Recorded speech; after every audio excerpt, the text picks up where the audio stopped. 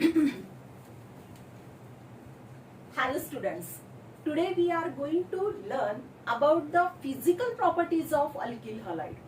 In the last video, we discussed about their preparation methods, but today we have to discuss about their physical properties. In that physical property, the first property is the nature of the CX bond strength of what? Alkyl halide. We know that in alkyl halide, the bond between the carbon and halogen atom. Carbon आणि halogen मध्ये जो bond असतो त्या bond strength आपल्याला याच्यामध्ये सांगायची आहे की ही जी बॉन्ड स्ट्रेंथ आहे this bond strength it will be decreases with increase in the size of halogen item.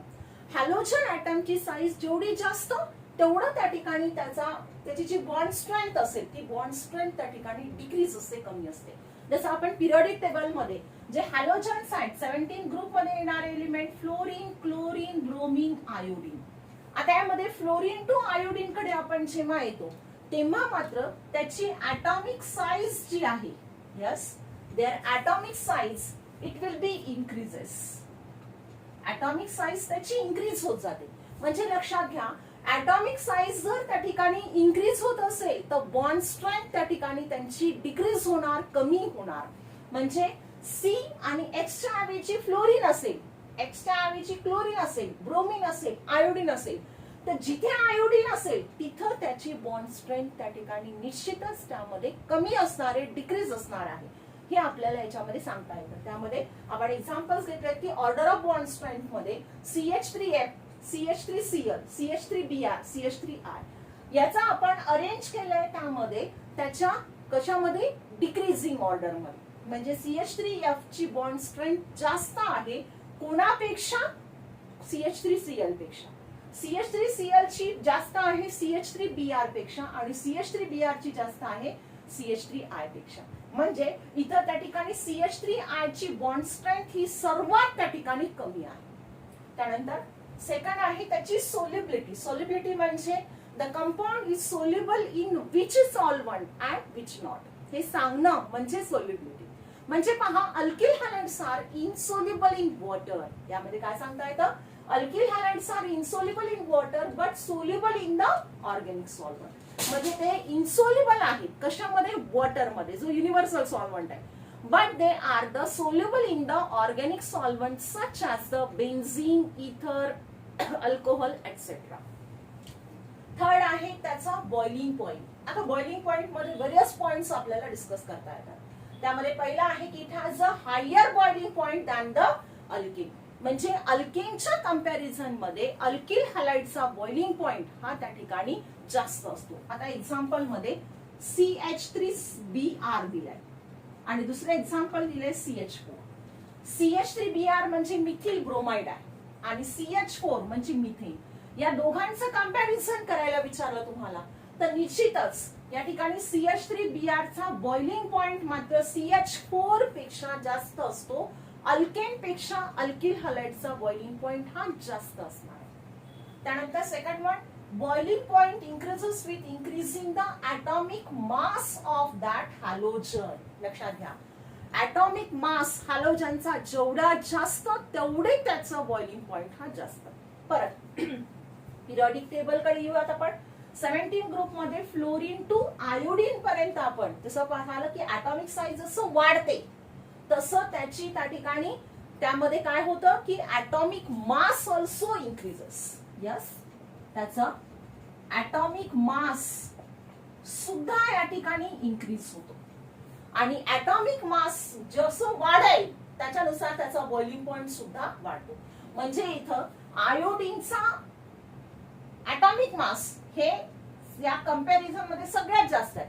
म्हणजे आयोडीन जिथं असेल, ज्या कंपाऊंड मध्ये असेल त्याचा बॉइलिंग पॉइंट हा त्या ठिकाणी जास्त असणार आहे. आपण इथे कशानुसार सांगत आहोत? त्याच्या ॲटॉमिक मास नुसार सांगत आहोत. ठीक आहे. त्यानंतर नेक्स्ट आहे boiling point increases with increase the number of carbon item.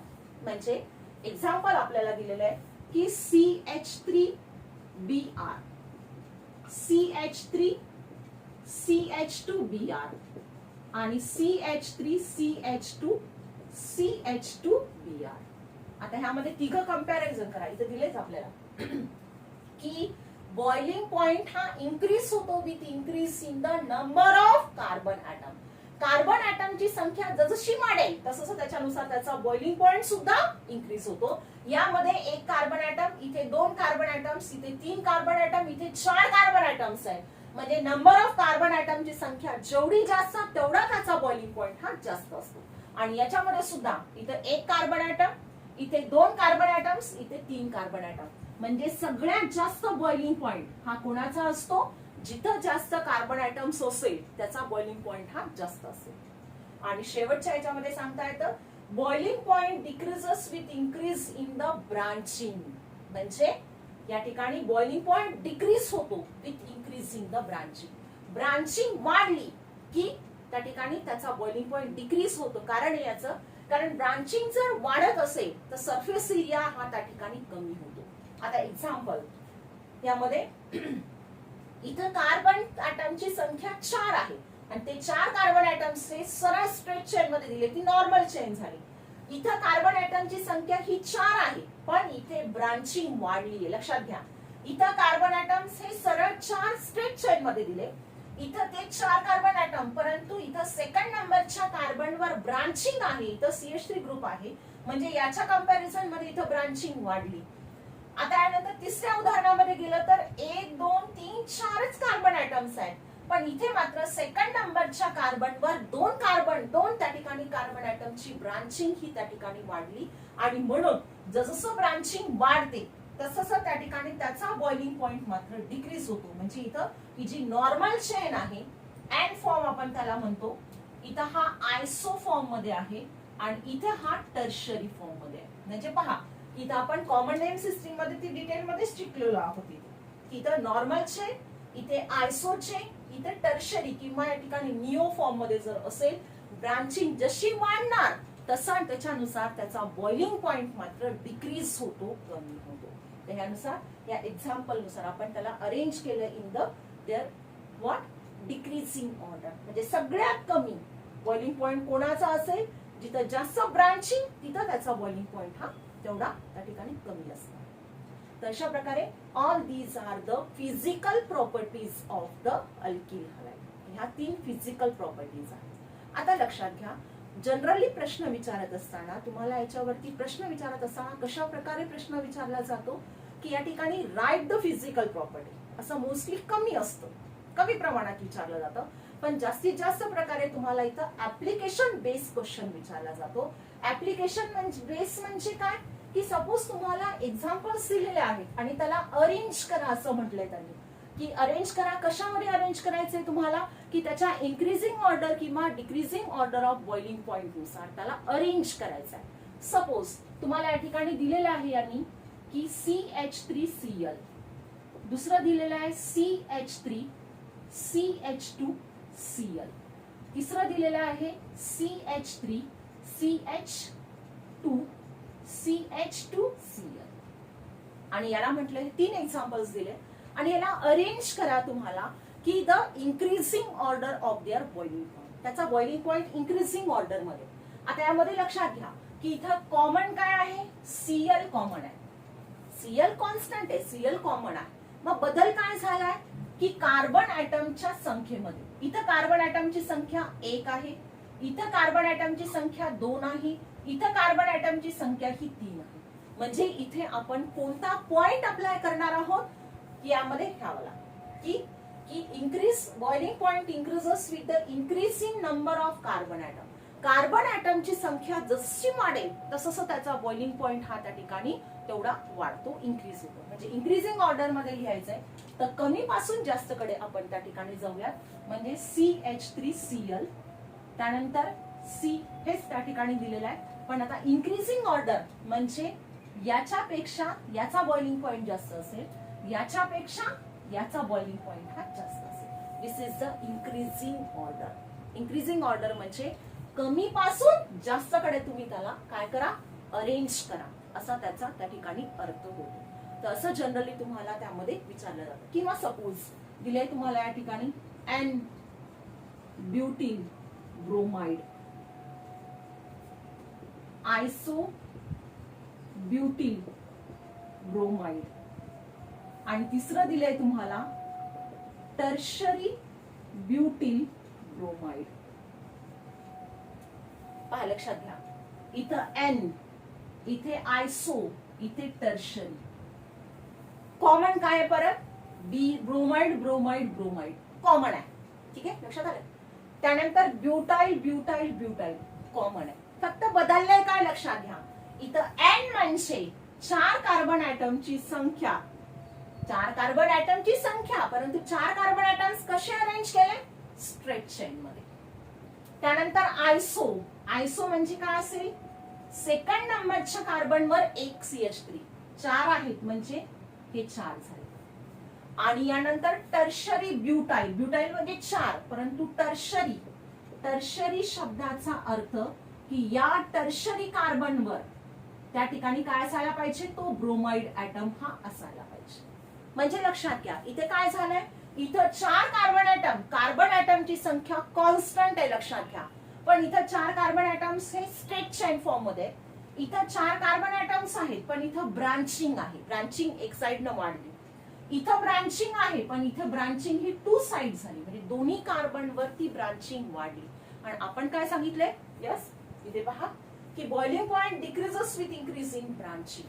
Branching वाढली की त्याचा बॉइलिंग पॉइंट हा डिक्रीज होतो. म्हणून या ठिकाणी याच्यामध्ये कंपॅरिझन जर केलं तर एन ब्युटिल ब्रोमाइडचा बॉइलिंग पॉइंट हा जास्त असेल कोणापेक्षा? आयसोपेक्षा. आणि आयसोपेक्षा म्हणजे टर्शरी ब्युटिल ब्रोमाइडचा त्या ठिकाणी त्यामध्ये कमी असणार.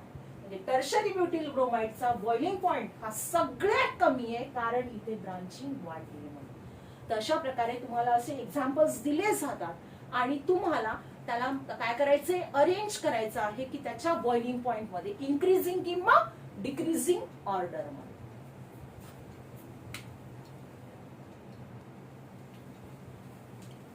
त्यानंतर नेक्स्ट कन्सेप्ट आहे की chiral carbon atoms.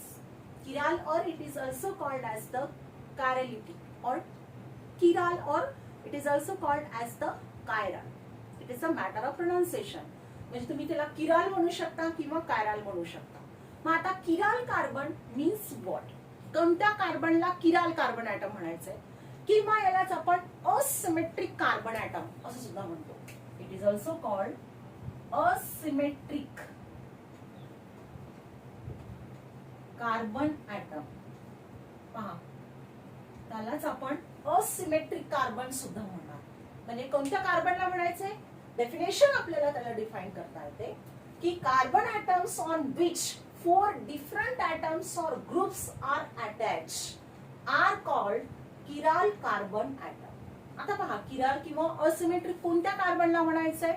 की ज्या कार्बनवर 4 डिफरंट ऍटम किंवा ग्रुप्स जर अटॅच असेल त्याला किराल कार्बन ऍटम्स म्हणायचे.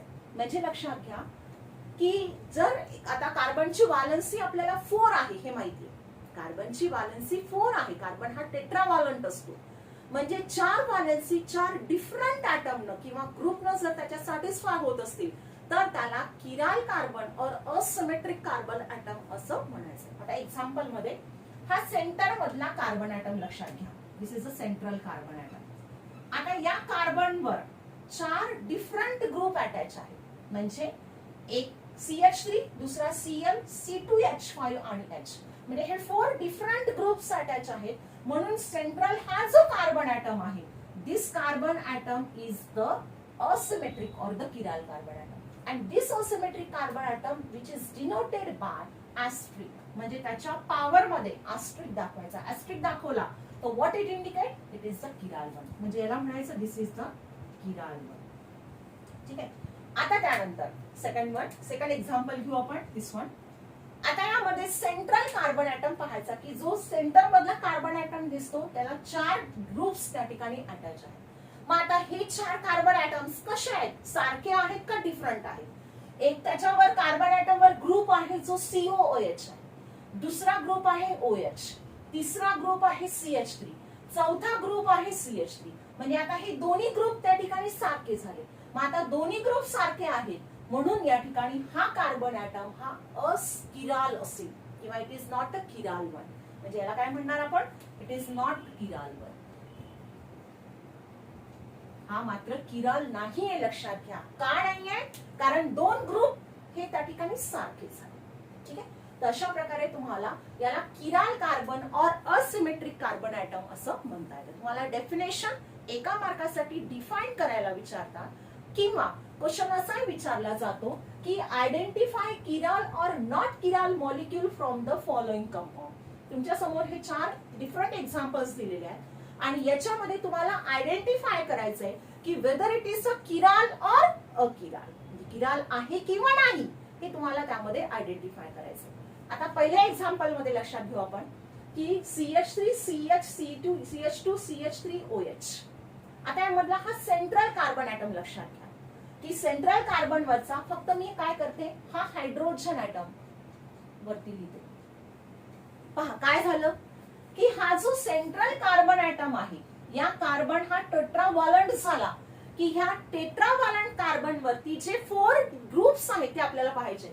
इथं या CH3 आहे, दुसरा OH आहे, तिसरा H आहे आणि चौथा जो आहे तो CH2 CH3, म्हणजे याला म्हणता येतं टोटली आपल्याला C2H5. म्हणजे या कार्बनवर 4 डिफरंट ग्रुप अटॅच आहेत. म्हणून या ठिकाणी हा जो सेंट्रल कार्बन ऍटम आहे त्या सेंट्रल कार्बन वरती आपण ऍस्ट्रिक दाखवला आणि हा कार्बन ऍटम म्हणजे याला काय म्हणता येईल, दिस इज द किराल वन. म्हणजे हा मॉलिक्यूल हा किराल आहे, किराल मॉलिक्यूल तो त्या ठिकाणी झाला.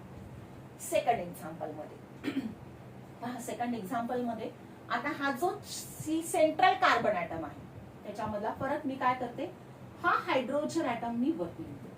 आता काय झालं की हा कार्बन टेट्राव्हॅलंट झाला, पण या ठिकाणी काय झालं लक्षात घ्या, त्या कार्बनवर असणारे ग्रुप्स आयडेंटिफाय करा. इथे CH2 CH3 हा एक आहे, हा दुसरा CH2 CH3 सेम झाला, तिसरा CH आणि चौथा Br. पण इथे काय झालं, हे जे 2 ग्रुप आहेत CH2 CH3 आणि CH2 CH3 हे मात्र सारखे झाले, 2 ग्रुप सारखे झाले. आपण काय म्हटलंय की 4ही ग्रुप आपल्याला डिफरंट पाहिजे, म्हणून या ठिकाणी हा काय असेल, इट इज नॉट किराल. हा मात्र किराल नाही आहे, हा असिमेट्रिक कार्बन ऍटम त्याच्यामध्ये एकही नाही. तिसऱ्या एक्झाम्पल कडे या, CH3 CH2 CH2 Br. आता Br कशावर आहे, हॅलोजन ऍटम या कार्बनवर आहे, की या कार्बनवर आता ज्याच्यावर प्रेझेंट आहे तो हायड्रोजन ऍटम जर लिहिला आपण HH. ठीक आहे, मग आता इथे हा पहा सेंट्रल कार्बन ऍटम. परत या कार्बनवर एक ग्रुप CH2 CH3 आहे, दुसरा ग्रुप Br आहे आणि तिसरा H आणि H. मग आता या ठिकाणी H सारखे झाले, म्हणून हा सुद्धा त्या ठिकाणी नॉट किराल वन, हा पण किराल होणार नाही. चौथ्या एक्झाम्पल कडे या, CH3 CHOH COOH. आता काय करते मी, जो टेट्राव्हॅलंट कार्बन दिसतोय आपल्याला त्याला इथं हा जो H आहे हा H मी वरती लिहिते. हा H वरती लिहिल्यामुळे आता पहा सेंट्रल कार्बन कडे फोकस करा. काय झालंय की ह्या कार्बनवर 4 डिफरंट ग्रुप तुम्हाला दिसतात, CH3 OH COOH आणि H. म्हणजे 4ही ग्रुप त्या ठिकाणी डिफरंट आहे आणि 4ही ग्रुप डिफरंट आहे म्हणजे सेंट्रल कार्बन वरती हा किराल मॉलिक्यूल झाला आणि म्हणून this one is what, it is the chiral one. तर अशा प्रकारे तुम्हाला क्वेश्चन विचारत असताना एका मार्कासाठी डेफिनेशन विचारतात किंवा क्वेश्चन दिलाय तुम्हाला आणि त्याच्यातला किराल मॉलिक्यूल आयडेंटिफाय करायचा आहे, whether it is a kiral or not. That this is about the one definition.